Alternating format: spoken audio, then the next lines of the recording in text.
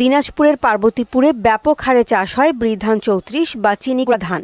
ভালো ফলন ও দাম পাওয়ায় দিন দিন এ অঞ্চলে চাষ বাড়ছে। তবে চলতি বছর ধানের ফলন ভালো হলেও ন্যায্য দাম পাচ্ছেন না কৃষকরা। উপজেলার বুড়াহাটে সপ্তাহে ২ দিন এ ধান বেচাকেনা হয়। দূর দূরান্ত থেকে ক্রেতার সমাগম হলেও মন প্রতি ধান বিক্রি হচ্ছে ৪৫০০ থেকে ৮০০ টাকায়। প্রথম অবস্থায় বাজার ছিল ৫২০০। ওয়ালটন ফ্রিজ কিনে অনেকের মতো আপনিও হয়ে যেতে পারেন মিলেনিয়াল। সেরা পণ্যের সেরা অফার। ৫২৫০ ৫৩০০ পর্যন্ত গেছে, এখন ৪৮০০ ৪৮১০। বর্তমান যে বাজারে এইরকম করতে থাকলে কৃষক বিপদে পড়ে যাবে।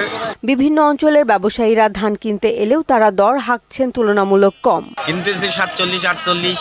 দাম কম ভাই নাওছে না, কোন জায়গা কষি হেরা। বাজার নিয়ন্ত্রণে ব্যবস্থা নেওয়ার কথা জানালেন উপজেলা কৃষি কর্মকর্তা। মধ্যস্বত্বভোগীদের দৌরাত্ম্য কমিয়ে আনার জন্য আমরা কৃষকদের বিভিন্নভাবে পরামর্শ দিচ্ছি এবং তারা কিভাবে মূল ব্যবসায়ীদের কাছে তাদের পণ্যটি বা তাদের ধানটি চাউলটি কিভাবে মূল ব্যবসায়ীদের কাছে বিক্রি করতে পারে সেই বিষয়ে আমরা চ্যানেল সৃষ্টির জন্য কাজ করে যাচ্ছি।